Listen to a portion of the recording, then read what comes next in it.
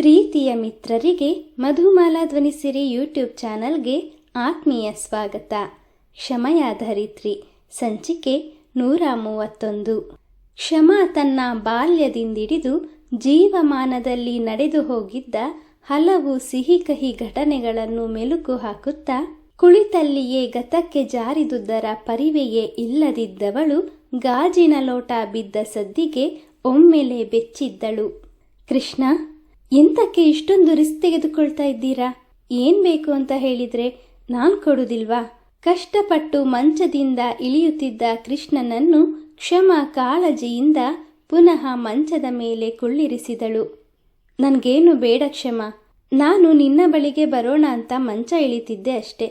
ಯಾಕೆ ಕ್ಷಮಾ, ಆಗೆ ಹೋದದ್ದನ್ನೆಲ್ಲ ನೆನೆಸ್ಕೊಂಡು ಇಷ್ಟೊಂದು ಕೊರಗ್ತಾ ಇದೆಯಾ?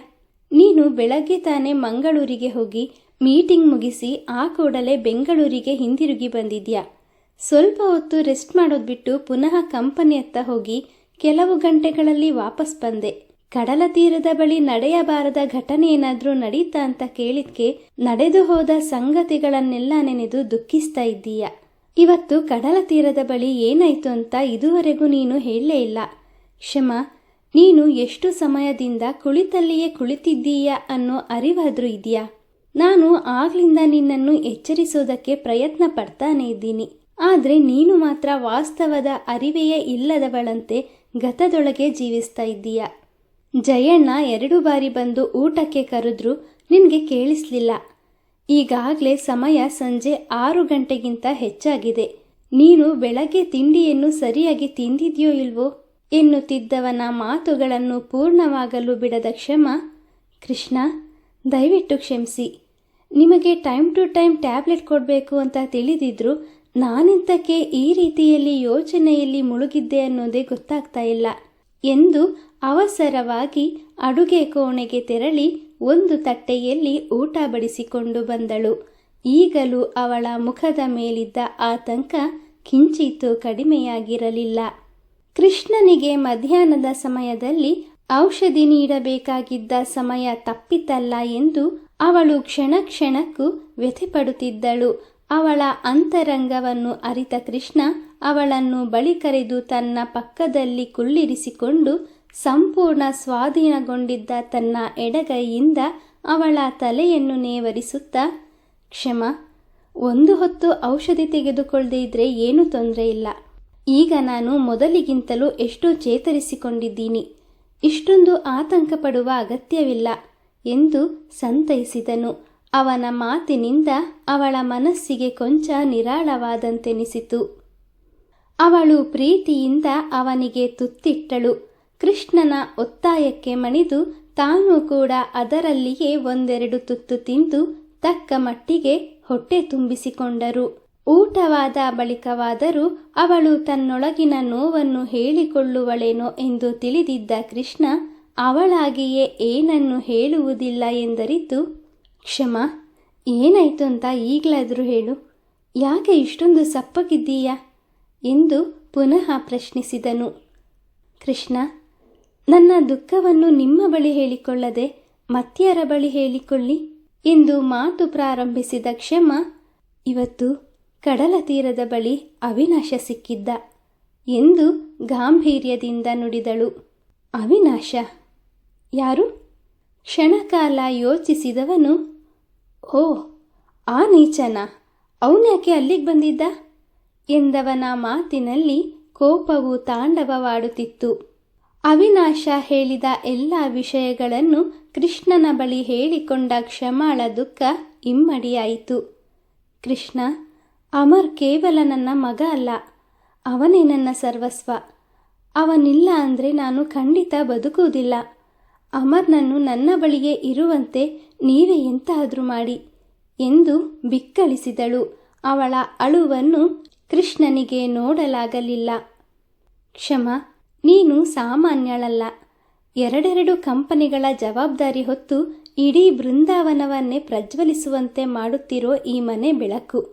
ನನ್ನ ಹೆಂಡತಿ ಎಷ್ಟು ಧೈರ್ಯವಂತೆ ಅಂತ ನನಗೂ ಗೊತ್ತು. ಆದರೆ ಈ ವಿಷಯದಲ್ಲಿ ಇಷ್ಟೊಂದು ಬಲಹೀನಳಾಗಬೇಡ. ಆ ಅವಿನಾಶನ ಆಸೆ ಎಂದಿಗೂ ಈಡೇರೋದಿಲ್ಲ. ಅಮರ್ ಈ ಬೃಂದಾವನದ ಆಸ್ತಿ. ಅವನನ್ನು ಯಾರು ಕಸಿಯುವುದಕ್ಕೂ ನಾನು ಬಿಡೋದಿಲ್ಲ. ನೀನು ಹೆದರಿಕೊಳ್ಬೇಡ. ಹೋಗು, ಸ್ವಲ್ಪ ಹೊತ್ತು ನೆಮ್ಮದಿಯಾಗಿ ನಿದ್ರೆ ಮಾಡು. ಎಲ್ಲವೂ ಒಳ್ಳೆಯದೇ ಆಗುತ್ತೆ ಎಂದು ಧೈರ್ಯದ ಮಾತುಗಳನ್ನು ಹೇಳಿದನು.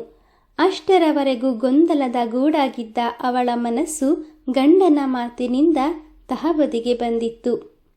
ಇಲ್ಲ, ನೀವು ಮಲಗಿ ರೆಸ್ಟ್ ಮಾಡಿ, ನಾನು ತೋಟದ ಬಳಿ ಹೋಗಿ ಬರ್ತೇನೆ ಎಂದು ಅವನನ್ನು ಮಲಗಿಸಿ ಉದ್ಯಾನವನದತ್ತ ಹೆಜ್ಜೆ ಹಾಕಿದಳು. ಕೃಷ್ಣ, ಕೃಷ್ಣ! ಗಾಬರಿಯಿಂದ ಕೂಗುತ್ತಾ ಒಳಬಂದ ಕ್ಷಮಾಳ ಧ್ವನಿ ಚಾವಡಿಯನ್ನೇ ದಿಟ್ಟಿಸುತ್ತಾ ಯೋಚನೆಯಲ್ಲಿ ಮುಳುಗಿದ್ದ ಕೃಷ್ಣನನ್ನು ಅವಳತ್ತ ಸೆಳೆದಿತ್ತು. ಏನಾಯ್ತು ಕ್ಷಮ? ಯಾಕೆ ಇಷ್ಟೊಂದು ಗಾಬರಿಯಾಗಿದ್ಯಾ? ಆಶ್ಚರ್ಯದಿಂದ ಅವಳನ್ನೇ ದಿಟ್ಟಿಸಿದ ಕೃಷ್ಣ ಆತಂಕ ವ್ಯಕ್ತಪಡಿಸಿದನು. ಕೃಷ್ಣ, ಅದು ಅಮರ್ ಇನ್ನೂ ಮನೆಗೆ ಬಂದಿಲ್ಲ. ಕ್ಷಮ ಎಷ್ಟರ ಮಟ್ಟಿಗೆ ಗಾಬರಿಯಾಗಿದ್ದಳೆಂದು ಅವಳ ಕಣ್ಣುಗಳೇ ಹೇಳುತ್ತಿದ್ದವು. ಅವಳ ಮಾತಿನಿಂದ ಕೃಷ್ಣನಿಗೂ ಆಘಾತವಾಯಿತು. ಆದರೆ ಅವನದನ್ನು ತೋರ್ಪಡಿಸದೆ, ಕ್ಷಮ, ಗಾಬರಿ ಆಗಬೇಡ. ಅವನ ಬ್ಯಾಡ್ಮಿಂಟನ್ ಚಾಂಪಿಯನ್ಶಿಪ್ ಸ್ಪರ್ಧೆ ಯಾವತ್ತು ಹೇಳು? ನಾಡಿದ್ದೆ ತಾನೆ ಎಂದು ಕೇಳಿದನು. ಕ್ಷಮ ಜ್ಞಾಪಿಸಿಕೊಂಡು ಹೌದು ಎಂದು ತಲೆ ಆಡಿಸಿದಳು. ಭಯದಿಂದಾಗಿ ಅವಳ ಹಣೆಯ ಮೇಲೆ ಮೂಡಿದ್ದ ಬೆವರ ಹನಿಗಳು ಮುತ್ತಿನಂತೆ ಸಾಲುಗಟ್ಟಿದ್ದವು. ಮತ್ತಿನ್ನೇನು, ಅದೇ ಪ್ರಾಕ್ಟೀಸ್ಗೆ ಹೋಗಿರ್ಬೋದು. ಅವನು ಹಿಡಿದ ಕೆಲಸ ಸಂಪೂರ್ಣ ಆಗುವವರೆಗೂ ಬಿಡೋದಿಲ್ಲ, ನಿನ್ನ ಹಾಗೆ.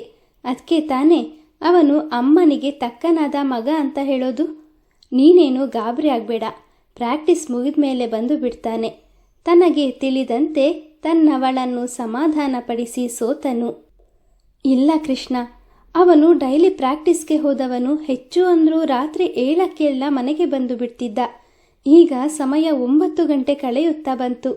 ನಾನು ಅವನ ಸ್ನೇಹಿತರಿಗೆಲ್ಲ ಕಾಲ್ ಮಾಡಿ ವಿಚಾರಿಸಿದೆ. ಅವನು ಪ್ರಾಕ್ಟೀಸ್ ಮುಗಿಸಿ ಆಗಲೇ ಮನೆಗೆ ಹೋಗ್ತೇನೆ ಅಂತ ಹೋದ. ಅದು ಅಲ್ಲದೆ ಇವತ್ತ್ಯಾಕೋ ತುಂಬ ಮಂಕಾಗಿ ಇದ್ದ ಅಂದ್ರು. ನನಗ್ಯಾಕೋ ತುಂಬ ಭಯ ಆಗ್ತಾ ಉಂಟು ಕೃಷ್ಣ. ಕ್ಷಮಾಳ ಅಳುವ ಧ್ವನಿ, ಕೃಷ್ಣನ ಜೋರು ಜೋರು ಮಾತುಗಳು ಕೆಳಗಿನ ಕೋಣೆಯಲ್ಲಿದ್ದ ಶ್ರೀಪತಿಯ ಕಿವಿಗೂ ಬಿದ್ದಿತ್ತು. ವಿಷಯ ಏನಿರಬಹುದೆಂದು ಮೇಲಿನ ಕೋಣೆಗೆ ಬಂದವನೇ ಕ್ಷಮಾಳ ಪರಿಸ್ಥಿತಿಯನ್ನು ಕಂಡು ಮರುಕಪಟ್ಟನು. ಕೃಷ್ಣ ಕ್ಷಮಾಳ ಅಂತರಾಳವನ್ನು ಅರಿತವನಂತೆ, ಕ್ಷಮ, ಭಯಪಡಬೇಡ. ಆ ಅವಿನಾಶ ಅಲ್ಲ, ಯಾರೇ ಬಂದರೂ ನನ್ನ ಮಗನನ್ನು ಏನು ಮಾಡೋದಕ್ಕೂ ಆಗೋದಿಲ್ಲ.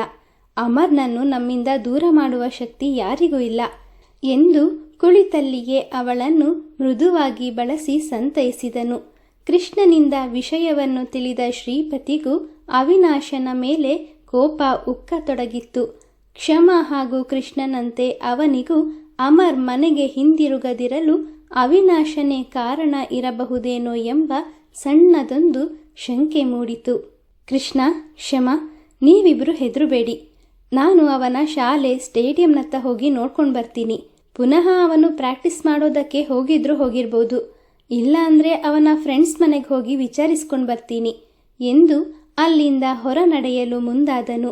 ಶ್ರೀಪತಿ, 1 ನಿಮಿಷ, ನಾನು ನಿಮ್ಮ ಜೊತೆ ಬರ್ತೇನೆ ಎಂದ ಕ್ಷಮ ಕೃಷ್ಣನಿಗೆ ತಿಳಿಸಿ ಮಗನನ್ನು ಅರಸುತ್ತಾ ಶ್ರೀಪತಿಯೊಂದಿಗೆ ಹೊರಟಳು. ಶ್ರೀಪತಿಗಿಂತ ಮುಂದೆ ನಡೆದು ಬಾಗಿಲು ತೆರೆದವಳಿಗೆ ಆಶ್ಚರ್ಯ ಎದುರಾಯಿತು. ಕಣ್ಣ ಮುಂದೆ ನಿಂತಿದ್ದ ಮಗನನ್ನು ಕಂಡು ಕಳೆದು ಹೋದ ಸಂಪತ್ತು ಮರಳಿ ಪಡೆದಷ್ಟೇ ಸಂತೋಷದಿಂದ ಅವನನ್ನು ಆಲಂಗಿಸಿ ಚಿಕ್ಕ ಮಗುವನ್ನು ಮುದ್ದಿಸುವಂತೆ ಮುದ್ದಾಡಿದಳು. ಅಮರ್, ಎಲ್ಲಿಗೋಗಿದ್ಯಪ್ಪ? ನಿನ್ನ ಅಪ್ಪ ಅಮ್ಮ ನೀನು ಇಷ್ಟರವರೆಗೂ ಮನೆಗೆ ಬಂದಿಲ್ಲ ಅಂತ ಎಷ್ಟು ಕಂಗಾಲಾಗಿದ್ರು ಗೊತ್ತಾ? ಶ್ರೀಪತಿ ಅವನ ಭುಜವಿಡಿದು ಒಳ ಕರೆದುಕೊಂಡು ಬಂದನು. ಅಮ್ಮ. ಅಮರ್ನ ಧ್ವನಿಯಲ್ಲಿದ್ದ ಮನೋವಿಪ್ಲವ ಕ್ಷಮಾಳನ್ನು ಸೇರಿದಂತೆ ಶ್ರೀಪತಿಗೂ ಅರಿವಾಗಿತ್ತು. ಅಷ್ಟರಲ್ಲಿ ತಲೆ ತಗ್ಗಿಸಿ ನಿಂತಿದ್ದ ಅವನು ಅಧೀರತೆಯಿಂದ ತಲೆ ಎತ್ತಿದನು. ಅವನ ನಿಸ್ತೇಜ ಕಣ್ಣುಗಳು ಕ್ಷಮಾಳನ್ನೇ ದಿಟ್ಟಿಸಿದವು. ಅವನ ಕೆಂಪಾದ ಕಣ್ಣುಗಳು ಅವಳನ್ನು ಮತ್ತಷ್ಟು ಆತಂಕಕ್ಕೀಡು ಮಾಡಿತ್ತು. ಪುಟ್ಟ, ಅಮರ್, ಇದೆಂತಕ್ಕೋ ನಿನ್ನ ಕಣ್ಣುಗಳೆಲ್ಲ ಕೆಂಪಾಗಿವೆ? ಯಾಕೋ ಪುಟ್ಟ, ಅತ್ತಿದ್ಯೇನೋ? ಇಷ್ಟರವರೆಗೂ ಎಲ್ಲಿಗೋಗಿದ್ದೆ? ಅವನ ತಲೆ ನೇವರಿಸಿ ಆತಂಕ ವ್ಯಕ್ತಪಡಿಸಿದಳು. ಅಮ್ಮನ ಸ್ಪರ್ಶ, ಅವಳ ಸಾಂತ್ವನ ಅವನ ದುಃಖವನ್ನು ದುಪ್ಪಟ್ಟು ಮಾಡಿತು. ಅಮ್ಮ, ನನ್ನ ಅಪ್ಪ ಎಲ್ಲಿದ್ದಾರಮ್ಮ? ನಾನು ಈಗಲೇ ಅವರನ್ನು ನೋಡಬೇಕು. ಅಮ್ಮನನ್ನು ಬಿಗಿಯಾಗಿ ತಬ್ಬಿ ಬಿಕ್ಕತೊಡಗಿದನು. ಮಗ ಮನೆಗೆ ಬಂದಿಲ್ಲವೆಂದು ಒಂದೇ ಸಮನೆ ಬಡಿದುಕೊಳ್ಳುತ್ತಿದ್ದ ಕ್ಷಮಾಳ ಹೃದಯ ಅವನ ಮಾತುಗಳನ್ನು ಕೇಳುತ್ತಲೇ ಒಂದು ಕ್ಷಣ ತನ್ನ ಕಾರ್ಯವನ್ನೇ ಸ್ಥಗಿತಗೊಳಿಸಿತೇನೋ ಎಂದೆನಿಸಿತು. ಏನ್ ಹೇಳ್ತಿದ್ಯಾ ಪುಟ್ಟ? ಅಪ್ಪ? ಅವಳ ಮಾತುಗಳು ಕಂಪಿಸಿದವು. ಇಷ್ಟರವರೆಗೂ ಯಾವುದು ನಡೆಯಬಾರದು ಎಂದು ದೇವರಲ್ಲಿ ಒಂದೇ ಸಮನೆ ಪ್ರಾರ್ಥಿಸುತ್ತಿದ್ದಳು. ಈಗ ಅದೇ ನಡೆದು ಹೋಗಿದೆ ಎಂದು ಅವಳ ಮನ ವ್ಯಾಕುಲಗೊಂಡಿತು. ಅವಿನಾಶ ಕೊನೆಗೂ ತಾನು ಹೇಳಿದಂತೆಯೇ ಮಾಡಿಬಿಟ್ಟ.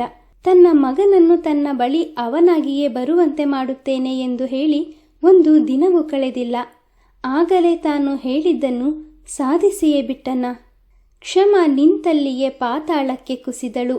ಅವಳ ದೇಹದ ರಕ್ತವೆಲ್ಲ ಹಿಂಗಿ ಹೋಗಿ ಶರೀರವೆಲ್ಲ ನಿಶ್ಶಕ್ತಿ ಆದಂತೆನಿಸಿತು. ಜಡವಾಗಿ ನಿಂತಿದ್ದವಳು ಏನನ್ನೋ ಮಾತನಾಡುವ ಮುನ್ನವೇ ಅವಳ ಆಲಿಂಗನವನ್ನು ಸಡಿಲಿಸಿದ ಅಮರ್, ಅಮ್ಮ, ನಾನು ಈಗಲೇ ಅಪ್ಪನನ್ನು ನೋಡಬೇಕು ಎಂದು ಅವ್ಯಾಹತವಾಗಿ ನುಡಿಯುತ್ತಾ ಮೇಲಿನ ಕೋಣೆಗೆ ಓಡಿದನು. ಅವನ ನಡೆ ಕ್ಷಮ ಶ್ರೀಪತಿ ಇಬ್ಬರಿಗೂ ಆಶ್ಚರ್ಯ ತಂದಿತ್ತು. ಅವರಿಬ್ಬರೂ ತಡ ಮಾಡದೆ ಅವನ ಹಿಂದೆಯೇ ಓಡಿದರು. ಒಳ ಹೋದವರಿಗೆ ತಮ್ಮ ಕಣ್ಣ ಮುಂದೆ ನಡೆಯುತ್ತಿದ್ದ ದೃಶ್ಯವನ್ನು ನಂಬಲು ಅಸಾಧ್ಯವಾಯಿತು. ಅಪ್ಪ, ನನ್ನನ್ನು ಕ್ಷಮಿಸಿಬಿಡಿ. ಇಷ್ಟು ದಿನ ನಿಮ್ಮನ್ನು ಅರ್ಥ ಮಾಡಿಕೊಳ್ಳದೆ ನಿಮ್ಮ ಮನಸ್ಸನ್ನು ನೋಯಿಸಿದೆ. ಆಗೇನೋ ನಾನು ಚಿಕ್ಕವನು, ಅಷ್ಟಾಗಿ ಬುದ್ಧಿ ತಿಳಿಯದ ವಯಸ್ಸು. ನೀವು ಏನು ಮಾಡದಿದ್ರೂ ನಿಮ್ಮದೇ ತಪ್ಪು. ನಿಮ್ಮಿಂದಲೇ ನಾನು ನನ್ನ ಶಿಕ್ಷಕರಿಂದ ಬೈಗುಳ ತಿಂದು ಸ್ನೇಹಿತರ ಮುಂದೆ ಅವಮಾನ ಎದುರಿಸಬೇಕಾಯಿತು ಅಂತ ಕಾರಣವಿಲ್ಲದೆ ನಿಮ್ಮನ್ನು ದ್ವೇಷಿಸಿದೆ. ಆದರೆ ದೊಡ್ಡವನಾಗ್ತಾ ಬುದ್ಧಿ ತಿಳಿದ ಮೇಲೂ ನಿಮ್ಮ ಮೇಲಿನ ಕೋಪ ಬೆಳೆಯುತ್ತಾ ಹೋಯ್ತೆ ಹೊರತು ಅದರ ಪೂರ್ವಾಪರಗಳನ್ನು ಯೋಚಿಸೋದಕ್ಕೆ ನನ್ನ ಅಹಂಕಾರ ಬಿಡಲಿಲ್ಲ. ಅಮ್ಮನ ಮಾತಿಗೂ ಬೆಲೆ ಕೊಡದೆ ಹಾಸಿಗೆ ಹಿಡಿದು ಒದ್ದಾಡುತ್ತಿರುವ ನಿಮಗೆ ಮತ್ತಷ್ಟು ನೋವು ಕೊಟ್ಟೆ. ದಯಮಾಡಿ ಈ ಪಾಪಿ ಮಗನನ್ನು ಕ್ಷಮಿಸಿ ಎಂದು ಆಪ್ಯಾಯಮಾನದಿಂದ ಕೃಷ್ಣನ ಕಾಲುಗಳನ್ನು ಹಿಡಿದು ಬೇಡಿಕೊಂಡನು. ಇದ್ದಕ್ಕಿದ್ದಂತೆ ಅಮರ್ನಲ್ಲಿ ಈ ಪರಿಯ ಬದಲಾವಣೆಗೆ ಕಾರಣವೇನಿರಬಹುದು? ನಿರೀಕ್ಷಿಸಿ ಮುಂದಿನ ಸಂಚಿಕೆಯಲ್ಲಿ. ಮಿತ್ರರೇ, ಕಥೆಯ ಬಗ್ಗೆ ನಿಮ್ಮ ಅನಿಸಿಕೆ ಅಭಿಪ್ರಾಯಗಳನ್ನು ದಯವಿಟ್ಟು ಕಮೆಂಟ್ನ ಮೂಲಕ ತಿಳಿಸಿ. ಹಾಗೆ ಲೈಕ್, ಶೇರ್, ಸಬ್ಸ್ಕ್ರೈಬ್ ಮತ್ತು ಹೈಪ್ ಮಾಡುವುದರ ಮೂಲಕ ನಮ್ಮನ್ನು ಪ್ರೋತ್ಸಾಹಿಸಿ. ಮುಂದಿನ ಸಂಚಿಕೆಯಲ್ಲಿ ಮತ್ತೆ ಸಿಗೋಣ. ಧನ್ಯವಾದಗಳು.